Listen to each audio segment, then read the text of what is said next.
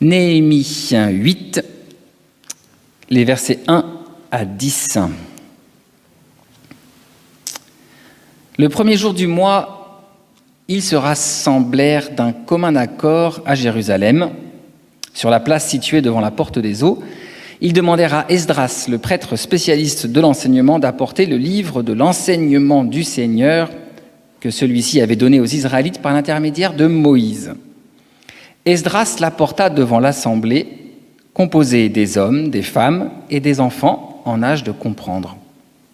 De l'aube jusqu'à midi, Esdras se tint sur la place située devant la porte des eaux, et il leur lut à haute voix le contenu du livre. Tous écoutaient attentivement cette lecture. Esdras était debout sur une estrade en bois, dressée pour la circonstance. Il y avait à sa droite Matithia, Shéma, Anaya, Ouria, Hilkia et Maséia, et à sa gauche, Pédaïa, Michaël, Malkia, Akoum, Ekebadana, Zacharie et Mehoulam. Il était donc placé plus haut que l'assemblée. Lorsqu'il ouvrit le livre, tout le monde le vit et se tint debout. Esdras bénit le Seigneur, le grand Dieu, et tous répondirent « Amen, oui, qu'il en soit ainsi » en élevant les mains. Puis, ils s'inclinèrent jusqu'à terre pour adorer le Seigneur. Yeshua, Bani, Shérébia, Yamin, Akoub, Shebetaï, Odia, Maséia, Ouéteia, Azaria, Yozabad, Hanan, Pelaya et les Lévites expliquaient cet enseignement au peuple, tandis que celui-ci restait debout. Ils lisaient dans le livre de l'enseignement de Dieu de manière distincte et en donnant des explications afin que chacun comprenne ce qui était lu. Toute l'assemblée se mit à pleurer en entendant cet enseignement. C'est pourquoi Néhémie, le gouverneur Esdras, le prêtre spécialiste de la loi, et les Lévites qui expliquaient le texte leur dirent « Ce jour appartient au Seigneur votre Dieu, ne soyez pas dans le deuil, ne pleurez pas. » Esdras ajouta « Rentrez chez vous, prenez un bon repas, buvez d'excellentes boissons et partagez avec ceux qui n'ont rien de près, car ce jour appartient à notre Seigneur.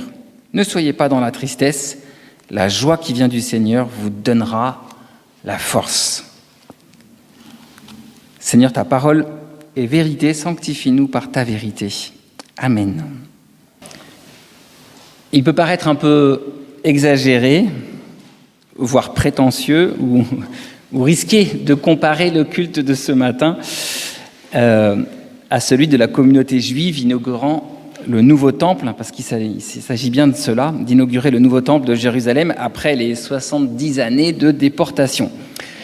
C'est un peu risqué comme comparaison, mais c'est quand même un événement biblique qui a beaucoup inspiré l'organisation de nos cultes et des célébrations chrétiennes de manière générale. Alors je crois que c'est important de le connaître, de l'entendre, de le méditer. Et surtout, je crois que nous pouvons y puiser la force nécessaire dont nous avons besoin pour nous lancer courageusement dans les défis de cette année scolaire 2025-2026. Je ne sais pas si vous avez fait un culte de rentrée ici. Un culte de rentrée, oui. Alors, donc en fait, on continue à être dans cette période de rentrée, même si c'est les vacances qui démarrent. Et puis, puiser des forces, évidemment, pour accompagner Sébastien dans son ministère ici, dans cette église. Alors, les livres d'Esdras et de Néhémie, ce sont deux petits livres de la Bible qui se suivent. Des fois, on les considère même comme un seul livre. Ils ont pour titre les noms de deux hommes hors du commun, Esdras d'une part et Néhémie. Esdras, il est prêtre, il est scribe des Juifs déportés à Babylone. Donc c'est d'abord... les deux, en fait, c'est des contemporains du retour. Donc ils ont vécu à Babylone et ils sont arrivés à Jérusalem. Donc Esdras, il est prêtre et scribe, alors que Néhémie, juif aussi, lui, il est plutôt un haut fonctionnaire dans l'entourage de l'empereur perse Artaxerxès. Donc en fait, c'est un symbole un peu de l'intégration réussie. Et tous les deux, Esdras et Néhémie, sont envoyés par le roi, par l'empereur, en mission pour s'occuper de la réinstallation dans leur pays des déportés juifs. Ça se passe au VIe siècle avant Jésus-Christ, donc époque où il n'y avait ni Allah, ni Christ, mais où les Juifs se disputent avec les locaux, les ancêtres des Palestiniens d'aujourd'hui, et l'empereur, l'empereur de l'époque, décide d'y mettre bon ordre. Malheureusement, l'histoire est toujours aussi actuelle dans ces terres. Et ce que nous racontent Esdras et Néhémie, c'est l'histoire, en tout cas, d'une communauté qui se restructure. Ces deux hommes vont s'attacher à redonner une identité à un peuple qui a été longtemps déraciné.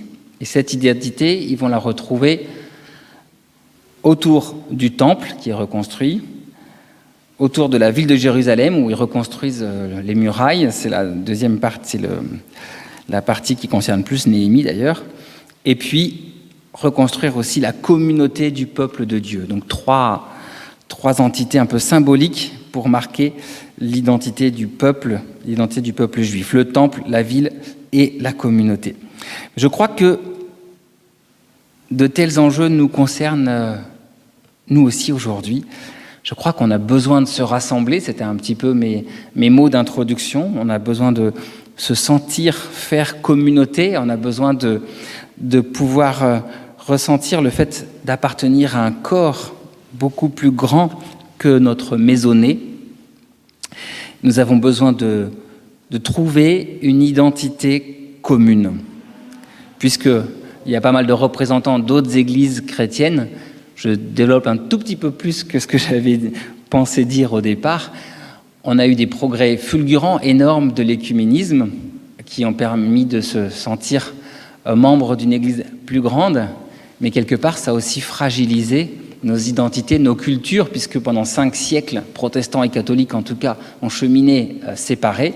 Donc reconstruire une culture commune ou trouver une nouvelle manière de cohabiter dans la grande maison du Père, mais forcément, ça prend du temps.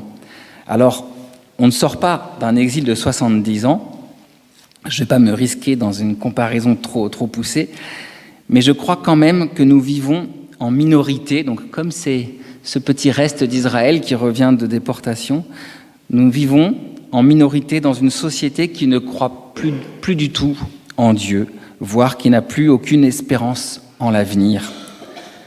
Pendant la semaine, entre chaque dimanche, nous sommes les uns et les autres un peu isolés, à côtoyer des personnes qui ne reconnaissent pas l'autorité de Dieu ou qui sont sceptiques à l'égard de l'importance que nous accordons à sa révélation en Jésus-Christ.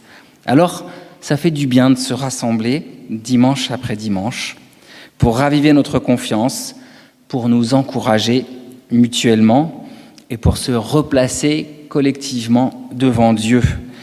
Au cœur d'un monde menacé par la peur du chaos, le rassemblement en Église nous aide à placer notre espérance sur la promesse de Dieu, nous rappeler la promesse de Dieu.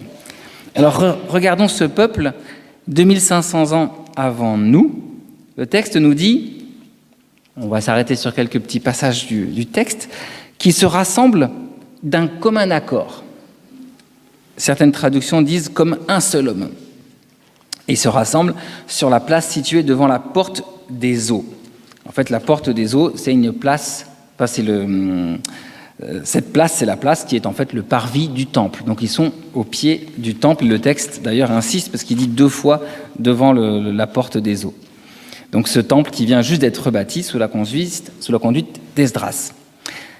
L'assemblée est composée, nous dit le texte, d'hommes, de femmes et d'enfants en âge de comprendre. C'est assez formidable de décrire ainsi tout le peuple. Pour une fois, il n'y a pas que des hommes. On fait un peu de place aux femmes et même aux enfants.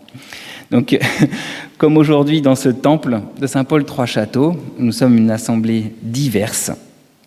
Bon, pour eux, leur assemblée dure de l'aube jusqu'à midi, c'est-à-dire du lever du soleil jusqu'à midi, ça veut dire à peu près 5 ou 6 heures. Pour nous, ça va durer un peu moins longtemps, je vous rassure. Mais ce qui est intéressant, dans ce texte, ce qui me frappe, c'est que le peuple ne s'est réuni pas par habitude. Ils n'ont pas dit « Ah, aujourd'hui c'est dimanche, on va aller au culte ». Non, s'est réuni d'un commun accord. Alors on ne sait pas comment s'est passé le message entre eux, mais en tout cas, il n'y a pas eu une personne qui a dit « Allez, on va y aller », ou c'est pas une habitude, c'est comme s'il y avait une sorte de spontanéité.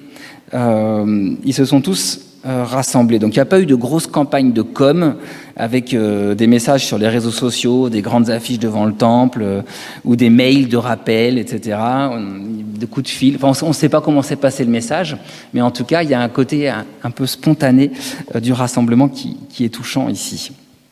En fait, je crois que l'auteur veut mettre l'accent sur le fait que le peuple fait véritablement corps, comme un seul homme, dit le texte, et qu'il désire sincèrement comprendre et mettre en œuvre la loi de Dieu. Il y a une dimension aussi de sincérité qui est très forte. J'ai vu qu'on l'a retrouvé sur le verset qui était là-haut, donc ça tombe bien. Puissions-nous, nous aussi, témoigner d'une telle ferveur, d'une telle motivation lorsque nous venons au culte. Alors, regardons un peu comment se passe ce culte. Parce que vous allez voir, c'est une charnière un peu dans le culte d'Israël. On passe de rassemblement qui se faisait autour d'un sacrifice à un rassemblement qui se fait autour de la Torah. Donc c'est pour ça que ce texte il est aussi important. La communauté se rassemble autour de la parole. Le prêtre lit la Torah, comme on le fait encore dans les synagogues aujourd'hui. Les adjoints lévites font office de prédicateurs, et peut-être aussi qui traduisent de l'hébreu officiel vers l'araméen populaire, parce que peut-être que les gens ne comprenaient pas forcément le texte. Le peuple des fidèles est enseigné, on lui explique le livre saint, et cela pendant toute une matinée, je l'ai déjà dit, puis l'assemblée se lève, enfin non, en fait elle reste debout tout le temps, mais à un moment donné elle s'incline, et puis elle répond par « Amen », elle lève les mains, ce qui est une attitude de prière. Bref, on sent que la célébration est collective et ordonnée, donc il y a une part de spontanéité, mais une part aussi quand même de structure, en tout cas ça part pas dans tous les sens. On sent que, un peu comme les cultes qu'on aimerait vivre, où c'est à la fois chaleureux et structuré. Mais des fois, on met tellement de structure que du coup, c'est plus très chaleureux parce qu'il y a une personne qui parle et tout le monde qui écoute. Il faudrait qu'on arrive à mettre un petit peu plus d'interaction. Pour l'organisation de cette grande cérémonie, ils sont plusieurs, vous avez vu, comme si déjà on voyait apparaître les dons et les fonctions diverses énumérées par Paul dans 1 Corinthiens 12. Ici, il y a Esdras, le scribe, celui qui connaît bien les Écritures, qui en a la garde, qui va la chercher, qui le lit. Puis il y a Néhémie, le laïc, infatigable et passionné. On pourrait dire que c'est un cadre supérieur, engagé au service de la communauté, un merveilleux organisateur. Et puis il y a les Lévites, qui sont les prédicateurs et les théologiens, qui mettent à portée de tous le message contenu dans les Écritures. Donc on voit, là, il y a déjà des ministères différents qui se profilent. Et puis, vous avez dû remarquer, en tout cas, je pense que les femmes l'ont remarqué, il n'y a que des hommes qui sont cités ici. Ça montre bien que les textes sont marqués par l'époque à laquelle on les a écrits. Donc, soulignons au passage ce côté un peu dérangeant que uniquement la moitié de l'humanité adulte semble concernée par ces tâches d'organisation du culte. Et heureusement, on a fait un peu de progrès depuis. Cette répartition des tâches et ministères, apparue déjà dans l'assemblée des Juifs rentrant d'exil, elle est élargie par Paul et elle nous pose à nouveau la question d'actualité au moment où on parle de l'Église, où on accueille un pasteur pour cette communauté. Quelle est la place de chacune et chacun dans la communauté? Quel ministère y exerçons-nous? L'Église a besoin de liturges, de prédicateurs, d'animateurs pour la catéchèse, de personnes pour fleurir le temple, de personnes pour allumer la bougie. Ça, je l'avais pas écrit, mais je l'ai rajouté parce que comme il n'y a pas de fleurs, mais qu'il y a une bougie, je l'ai mis. Voilà. Des gens pour nettoyer le temple, pour faire des travaux. Il n'y a pas de petites tâches. Tous les membres du corps sont importants. À chacune et chacun de nous de découvrir à quoi le Seigneur nous appelle. Et chez nous, le conseil presbytéral a la charge de coordonner tout ça et de discerner les bonnes volontés. Mais il n'a pas la charge de tout faire. Petit message au passage. Dernière observation, parce que sinon vous allez dire que je suis trop long, même s'il n'est pas encore midi. Dernière chose qui me touche dans ce texte, c'est que en écoutant la parole et le commentaire de la parole, qu'est-ce qu'elle fait la communauté d'abord? Est-ce qu'il y en a qui ont remarqué comment réagit la communauté dans un premier temps? Elle pleure. Voilà, elle pleure. C'est fort. Elle pleure d'émotion peut-être. Vous imaginez retrouver sa maison, retrouver une communauté, alors qu'on croyait que tout était perdu, retrouver aussi la confiance en un Dieu qui ne nous a pas oubliés. Donc la communauté, elle pleure. Peut-être qu'elle se souvient du temps béni où Israël vivait en harmonie avec son Dieu. Donc beaucoup d'émotions, émotion de se retrouver sur le lieu des ancêtres après des longues années de déportation. Et puis cette émotion, elle se prolonge par la repentance, tristesse de découvrir qu'ils n'ont pas vécu selon la loi de Dieu. Ils sont revenus de Babylone et se sont empressés de vivre comme des païens. Donc, sans rentrer trop dans les détails, c'était juste cet aspect de la place donnée aux émotions qui me semblait importante. Et les réformés qui ont tellement peur de l'émotion pendant le culte devraient donc en prendre un peu de graines. On peut, au cours d'un culte, avoir envie de pleurer ou alors de rire, de se réjouir, mais en tout cas, la dimension d'appartenance à une communauté et à une famille plus large passe aussi par les émotions et les émotions communes.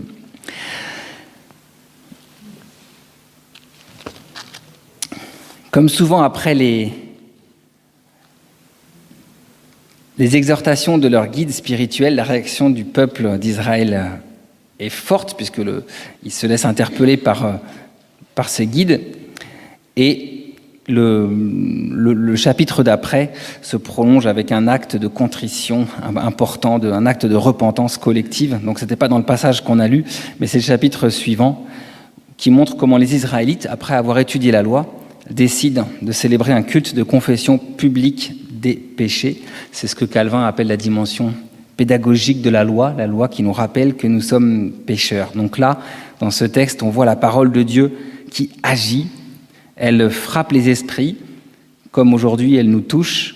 Elle nous heurte parfois, nous provoque, et en tout cas nous met en mouvement. Et c'est ça qui est beau dans cette histoire, c'est le mouvement collectif de ce peuple. Et la fin du passage est pleine de saveurs. Allez, prenez un bon repas, buvez d'excellentes boissons et partagez avec ceux qui n'ont rien de près, car ce jour est consacré à notre Seigneur. Ne soyez pas dans la tristesse. Préfigurant la Sainte Seine, l'Eucharistie, Esdras exhorte l'Assemblée à ne pas pleurer de repentance, mais à se réjouir en mangeant et en buvant, sans oublier les plus démunis à qui on donnera une part. Un culte qui s'achève par la Sainte Seine et qui se prolonge par un repas partagé, c'est ce que nous vivons souvent en Église. Bon, aujourd'hui, il n'y aura pas de Sainte Seine, mais il y aura quand même un petit pot à la sortie, si j'ai bien compris. Histoire de montrer qu'aujourd'hui, comme chaque dimanche, nous nous retrouvons de notre plein gré. Personne ne nous a forcés à venir, en tout cas, je l'espère, ou sinon c'est qu'il y a un problème. On s'est retrouvés pour partager la joie de la rencontre avec Dieu, pour vivre dans la fête le pardon définitivement retrouvé en Jésus et pour s'engager tous ensemble sur le chemin où il nous précède.